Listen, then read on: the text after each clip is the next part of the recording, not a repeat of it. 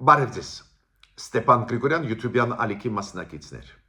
Ողջունում եմ ձեզ բոլորիդ։ Այսօր փետրվարի 16-ն է։ Մենք շարունակում ենք մեր աշխատանքը։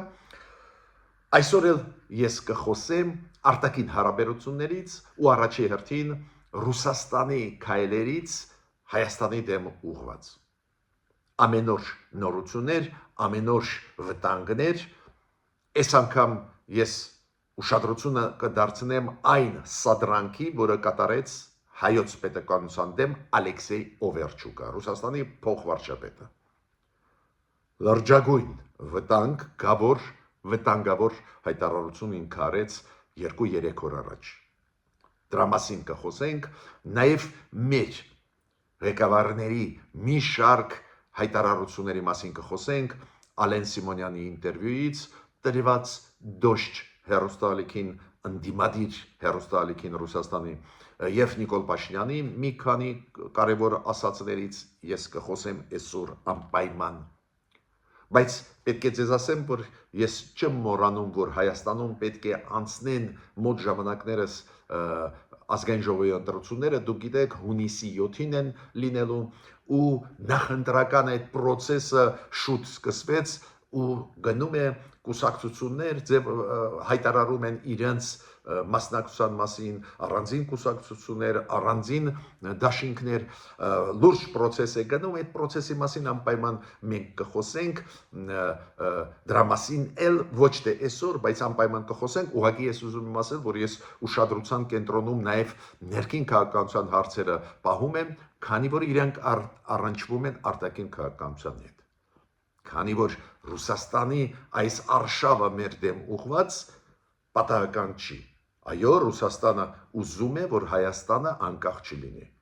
Շատ բան է ուզում Ռուսաստանը, բայց քանի որ Ռուսաստանը ունի ներսում Հայաստանի իրանց պրոքսիներ, պրոռուսական ուժեր, որոնք ներսից են քանդում, անպայման մենք ներքին քաղաքականության հարցերին անպայման անդրադառնանք։ Բայց այսօր նորից ես կկենտրոնանամ հայ-ռուսական հարաբերությունների վրա, անչափ կարևոր հայտարարությունների վրա, որոնք արվել են իշխանությունների կողմից Հայաստանի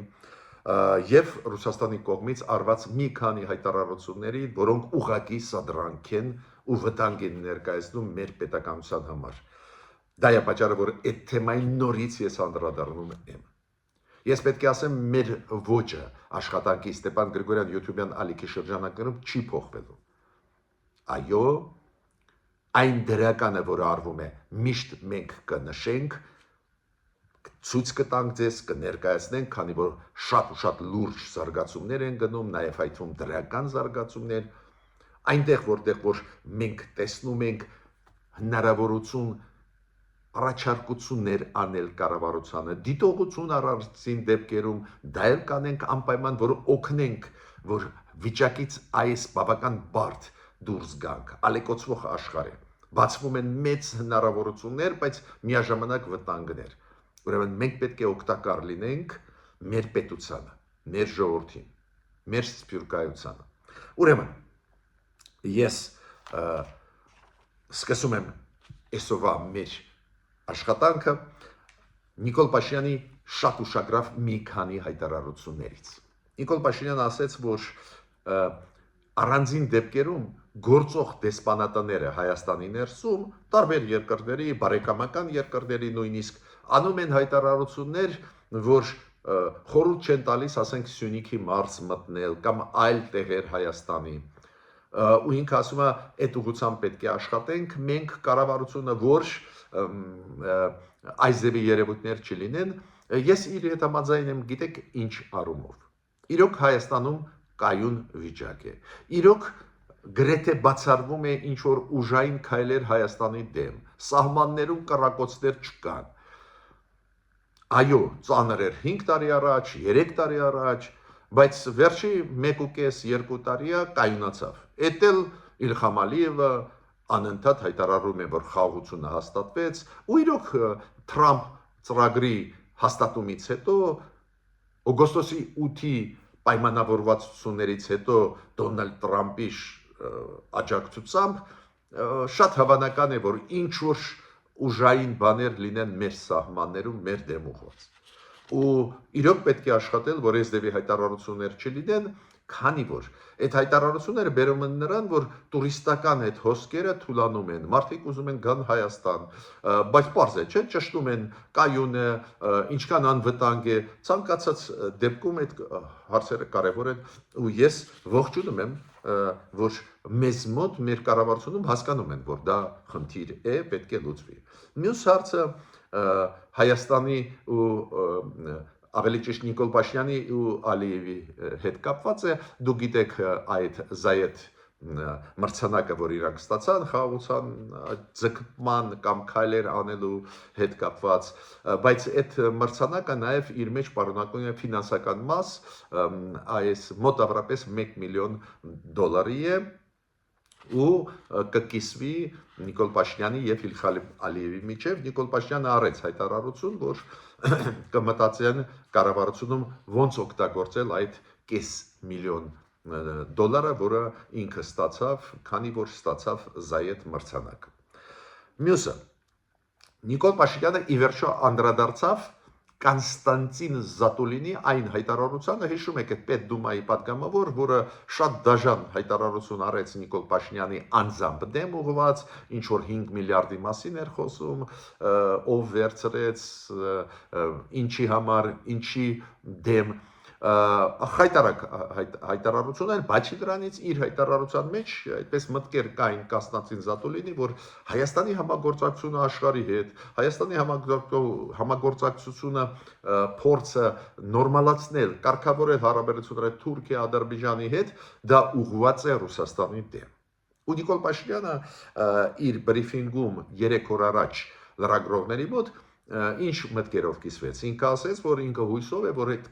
կարծիքը Կոնստանտին Զատուլինին չեն կիսում Պուտինը Միշուստինը։ Մոտավորապես դա է միտքը, որ ինքը համոզված է, որ պաշտոնյաները չեն կիսում Ռուսաստանի, ավելին ինքը ասեց, որ Կոնստանտին Զատուլինի դիրքորոշումը կիսում են Հայաստանում ընդդիմադիր դաշտից։ Դուք գիտեք, այդ նախկինները դեմ էին հայ-թուրքական հարաբերությունների կարգավորման, դեմ էին Ադրբեջանի հետ խաղաղության գնալու, այդ հայտնի բաներ են, ու իրանք էլ Կոնստանտին Զատուլինի պես կարծիք ունեն, բայց Նիկոլ Փաշինյանը հույս հայտնեց, որ ընտրությունների ժամանակ այդ պրոբլեմները կլուծվեն, մեր ժողովուրդը ոչ կասի Կոնստանտին Զատուլինի այդ մտածելակերպի, որը կա նաև Հայաստանի ներսում այդ ընդդիմության, պրոռուսական ընդդիմության մոտ։ Ես ստեղ ինչ ուզում եմ ասել։ Այս մեսիջները մեր կառավարության առաջի դեմքերի, այդ մեսիջները դեպի Ռուսաստան, որ մենք գիտենք, որ դուք մեր դեմ չեք, այս Զատուլինը մեր դեմ է, բայց Պուտինը, Միշուստինը մեր դեմ չեն։ Այդ մեսիջները բալանսավորված քաղաքականության վարելու մեսիջը, որ Ռուսաստանը կարող է ներգրավվել ծրագրերի մեջ, մենք դեմ չենք։ Այս ժեստերը մեր կառավարության, գիտեք, դիվանագիտական տեսանկյունից նույնիսկ իմ կարծիքով ճիշտ են։ Բայց ես ուզում եմ պարտավոր եմ ասել մեր կառավարությանը։ Ռուսաստանը, Պուտինյան Ռուսաստանի մասին է խոսքը, կտրականապես դեմ է մեր անկախության։ Պուտինյան Ռուսաստանում կա որոշում կազմալուծել մեր պետականությունը։ Ստիպված են ասել, կստացվի թե ոչ ուրիշ խնդիր է, բայց իրանք մեր դեմ են։ Ես այդ ոճից տոնը հայտարարությունների Ռուսաստանի տարբեր տրամաչափի պաշտոնյաների ոճից, ասելիքներից, հայտարարություններից տեսնում եմ իրենց անհարգալից վերաբերմունքը մեր նկատմամբ։ Դա է պատճառը, որ կիսելով ու նույնիսկ համաձայնվելով քաղաքականության հետ գործող կառավարության, որ իրենք զգուշավոր են Ռուսաստանի հետ, ուղարկում են կառուցողական մեսիջներ, համաձայն եմ, բայց այնուամենայնիվ իմ խորհուրդը, իմ առաջարկը մեր կառավարության իմանալ, որ իրանք չեն ուզում, որ Հայաստանը բարգավաճի, իրանք չեն ուզում, որ Հայաստանը կարգավորի հարաբերությունները Թուրքիա-Ադրբեջանի հետ, քանի որ ավտոմատ դա նշանակում է, որ Հայաստանը դառնում է ավելի անկախ, ավելի սովորեն։ Իմիջիալոց այս ասացին Նիկոլ Փաշինյանի, որ հայ ժողովուրդը իր կարծիքը կասի ընտրությունների ժամանակ ու Կոնստանտին Զատուլինի կոնցեպցիայի կողմնակիցները Հայաստանի ներսում այլևս քաղաքականությունից դուրս կգան, ել չեն լինի քաղաքական դաշտում, արձագանքեցին նախկին նախագահների մեկի գրասենյակից։ նախկինները պարզը հասկացան, որ խոսքը գնում է հենց իրենց մասին ու ասեցին այ Նիկոլ Փաշինյանը չի վերընտրվի ու հունիսի 7-ից հետո հունիսի 8-ին ինքը չի լինի վարչապետ։ Հիմա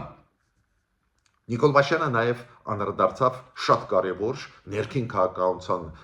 հետ զարգացումների հետ կապված հարցին Սամվել Կարապետյանը այդ մեծահարուստ մարդը Ռուսաստանից, որը ստեղծեց ուժեղ Հայաստան կուսակցությունը, մեր ձևով շարժումը եւ հիմա համագումար անցավ ուժեղ Հայաստան կուսակցության Այս Նիկոլ Փաշինյանը անդրադարձան ինչ փաստի, որ համագումարում որոշեցին, որ Սամվել Կարապետյանը թեկնածու է վարչապետական այս ուժի, որը պլանավորում է մասնակցել ընտրությունների հունիսի 7-ին։ Նիկոլ Փաշինյանը ասաց, մեր սահմանության համաձայն մարդ, որը ունի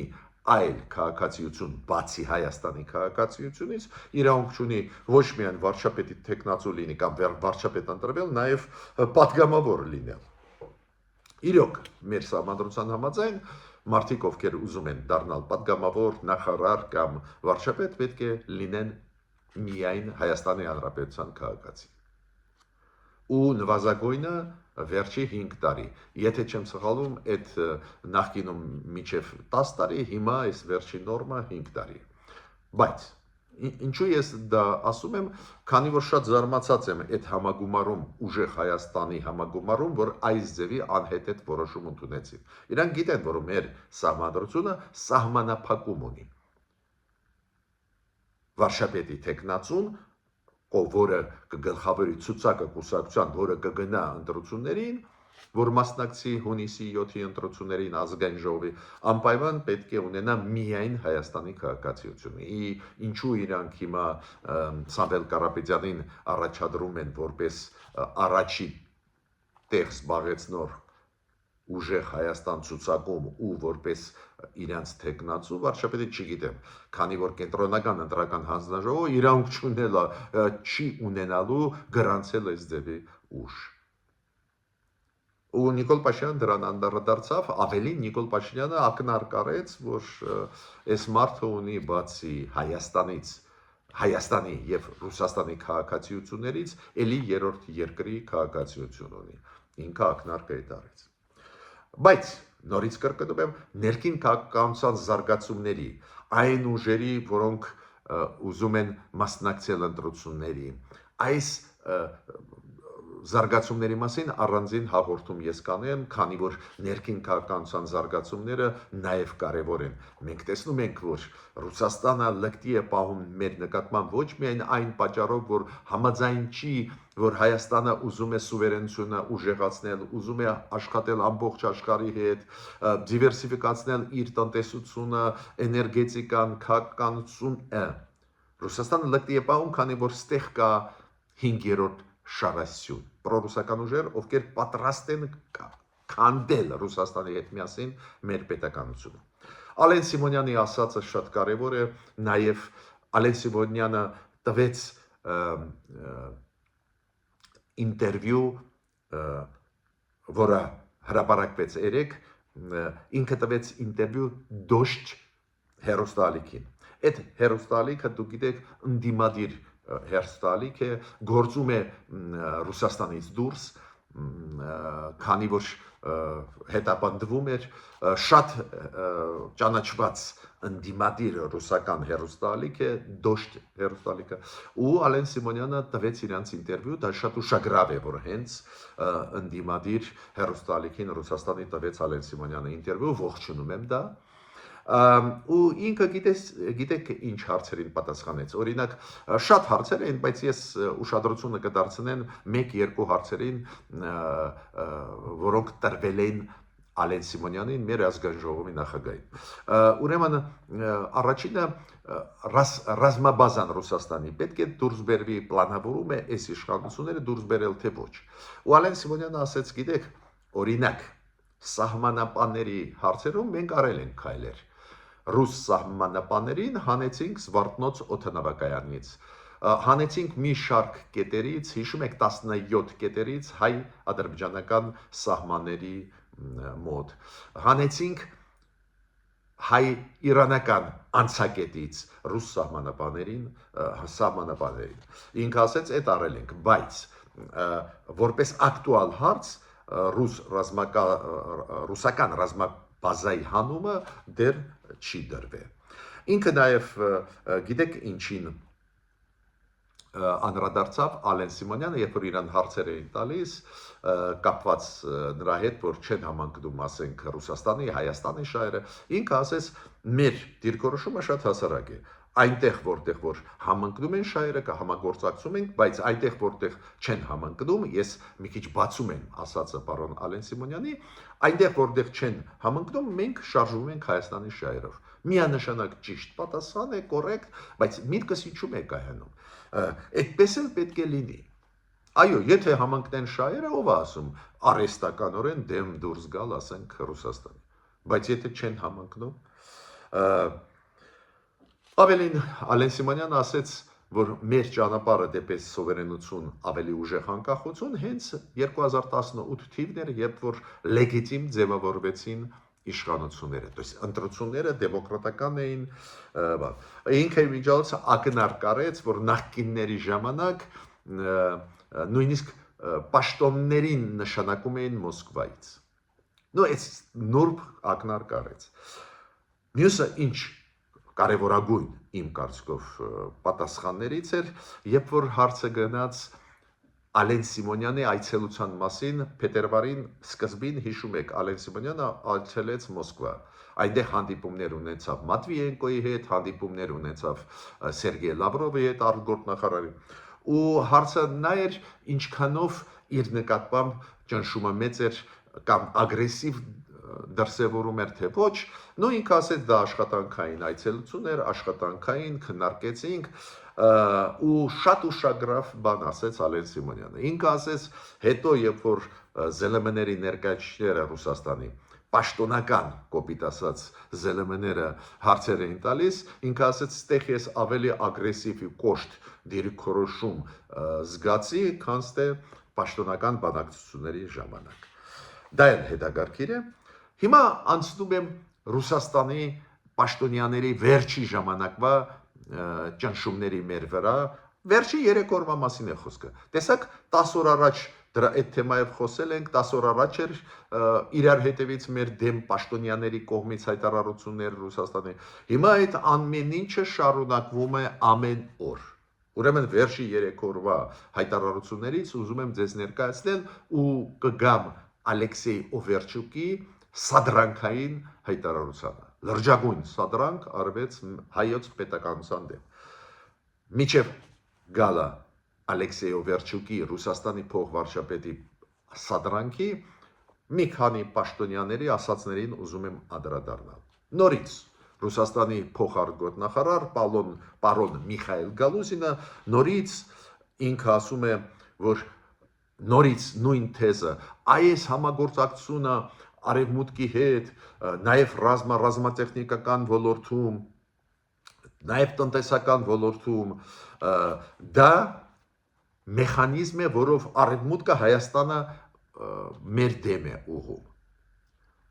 То есть մեր համագործակցությունը արևմտյան երկրների հետ, նաև Միացյալ Նահանգների հետ այդ լուրջ ծրագրերը, Թրամփ ծրագիրը, նաև ռազմատեխնիկական համագործակցությունը Ֆրանսիայի հետ, Ռուսաստանը դիտում է որպես իրան դեմ ուղղված։ Ու նույն Գալուզինը չի ասում, որ Ռուսաստանը հրաժարվում է տալ զենք Հայաստան։ Եթե դուք չեք համագործակցում, մեր կառավարությունը այլընտրանքներ է գտնում, ինչ եք ուզում։ Ուրիշ բանը, դուք կարայք ասեիք ինձ, Ստեփան ջան, այ Ռուսաստանը բաց է, տալիս է 1000 տանկ օրը, էլի մի կործանիչներ 100 հատ ուզում է նվիրել, դուք չեք վերցնում։ Ես ուրիշ քննարկում կլիներ։ Բայց իրանք չեն տալիս մեզ այն զենքը, որի համար մենք իրենց փող տվեցինք վաղուց է, 7 տարի առաջ։ Ու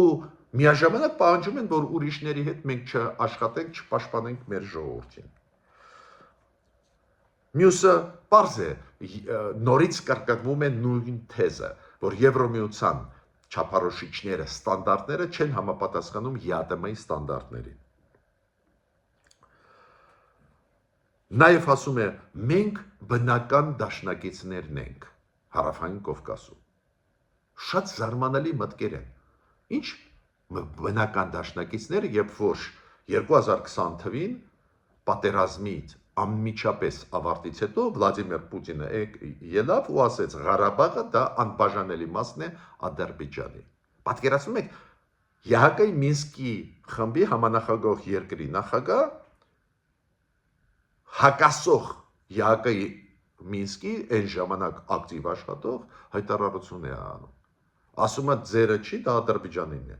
Դաշնակիցը այս ձերի բան չի ասում։ Դաշնակիցը չի ասում, որ ես զենք քեզ չեմ տա։ Նույնիսկ դու փողը ինձ տվեցիր, ես զենք։ Ուրեմն այս նարատիվները, այս ստերը շարունակում են ու վտանգը նրանում է,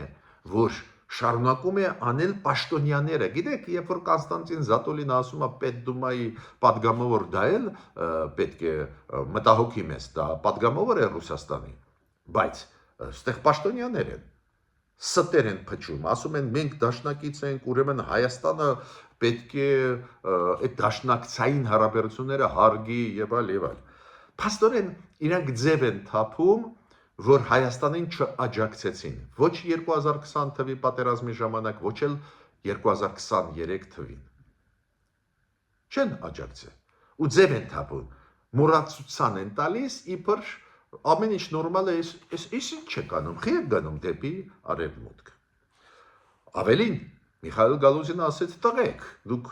հապկի անդամ եք, հիմա սառեցրել եք, չեք սառեցրել նշանակություն ունի, դուք հապկի անդամ եք, դուք ունեք պարտավորություններ։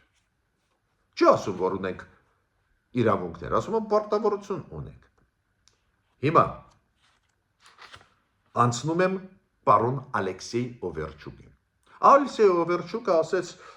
հիմա Ռուսաստանը սկսեց բանակցել Հայաստանի հետ երկու կետերում վերականգնել երկաթգիծը։ Մի կետը դա Երասխ Օրդուբադ, այնտեղ կարճ հատված է 1.6 կիլոմետր։ Դες նույնիսկ 2 կիլոմետր չի, որ մենք ունենանք երկաթգծային կապ Ադրբեջանի հետ։ Այդ Երասխի կողմերում է։ Ինքը ասում է, ստեղ մենք կբանակցում ենք, քանի որ կոնցեսիայի մեջ է Հայաստանի երկաթգիծը, Ռուսաստանի կոնցեսիայի մեջ է, Ռուսաստանի երկաթգծի, մենք կբանակցենք հիմա Հայաստանի կառավարության դա վերանորոգել։ Այդ 1.6 կիլոմետր։ Մյուսը Ախուրիկում, դեպի Գյումրի։ Այնտեղ կա հատված մոտավորապես 12 կիլոմետրանոց, որը պետք է վերականգնվեն, որ դեպի Թուրքիա երկաթգիծ լինի։ Կարծես թե ինչա, դրական է, մեր կառավարությունը պահանջում է վերանորոգել այս երկու հատվածները, որ մենք հայ-թուրքական կոնտեքստում եւ հայ-ադրբեջանական կոնտեքստում ապաշրջափակման process-ում ունենանք երկաթգծային կապեր, դուք գիտեք երկաթգծային կապը ինչքան էժան է փոխանցել ապրանքները այս կապով, ուրեմն մեզ համար կյանքի պես է պետք, ինքը ասում է հարց չկա, հեսա սկսվեցին բանակցություններ, պնդում են, որ Ռուսաստանը չի ուզում վերականգնել, բայց քանի որ դա կարող է բերել մերժումը, կարող է բերել նրան, որ մեր կառավարությունը որոշում կընդուներ այս հատվածները երկաթգծի Հայաստանի օտարել կոնցեսիայից Ռուսաստանի, Օվերչուկ ասում է, բայց մյուս իրաքայլը բացահայտում է Ռուսաստանի պլանները։ Ինքը ինչ ասեց։ Նույն ինտերվյուի ժամանակ, որը ինքը տվեց պետական գործակալությանը ՌԻԱ Նովոստի, դա ռուսական պետական գործակալությունը։ Նույն ինտերվյուի ժամանակ ինքը ասեց, նաև այս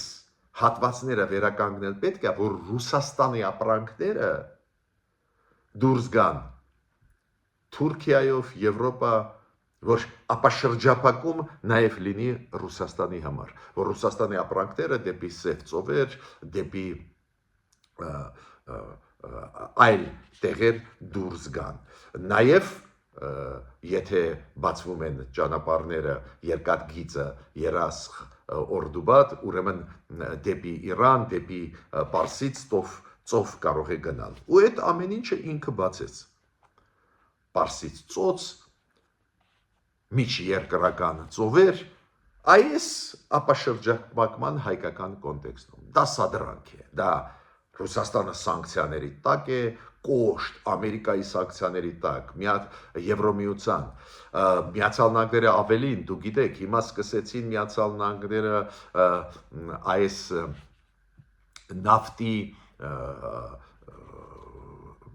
նավերի ռուսական դեմ որսը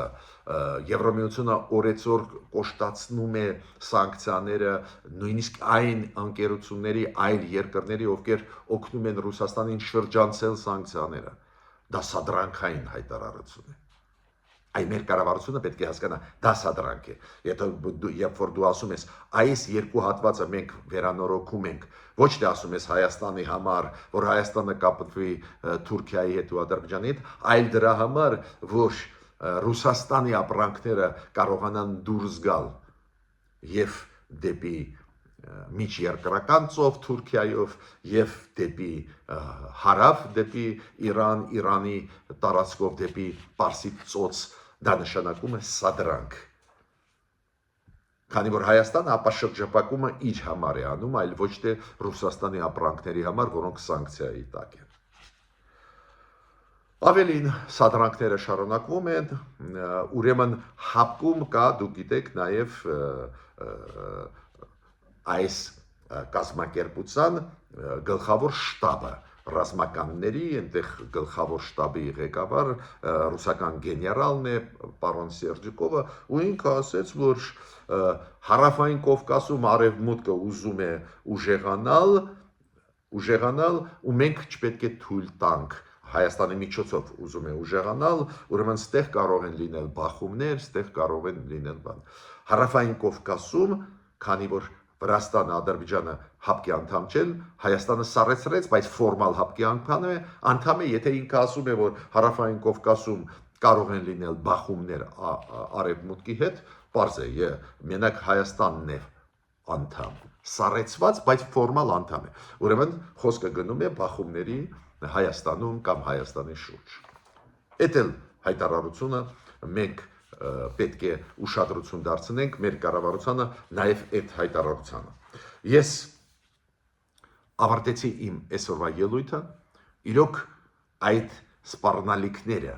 որոնք գալիս են Ռուսաստանից, պետք է հաշվի առնի մեր կառավարությունը։ Ռուսաստանի հրետորաբանությունը պաշտոնյաների օրեցօր ուժեղանում է, օրեցօր էլ ավելի իրանք սադրանքները ուժեղացնում են ու դա անում են պաշտոնյաները։ Ուշադրությունը ուզում եմ դարձնել մեր կառավարության։ Մինչ նոր հանդիպումներ։